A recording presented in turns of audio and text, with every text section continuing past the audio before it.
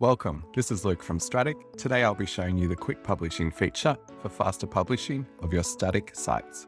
Quick Publish will update the following content on your static site: new or edited post pages or custom post types, affected category tags and taxonomies, as well as the main blog listing page that you have set up through your WordPress admin that shows your blog posts. It will also update your sitemap and your main RSS feed.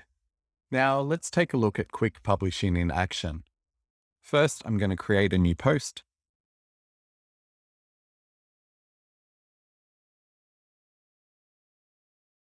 And I'm just going to add some dummy content in here. I'm also going to add in a brand new category. So let's call this Jamstack as well. Jamstack. And we'll add in a featured image. So I've got my blog post here, I've got my image, and I've got my new category. So the next step would be to publish. Yes, I want to publish. So this is publishing it to my WordPress website. And that's published, as we can see here. So to perform a quick publish, we're going to click on the Strattic button at the top. We're going to choose the environment we wish to publish to, and then we're going to click Quick Publish. So this is only going to publish the new changes that I've made to the site, which is this blog post, this category page, and publish this image.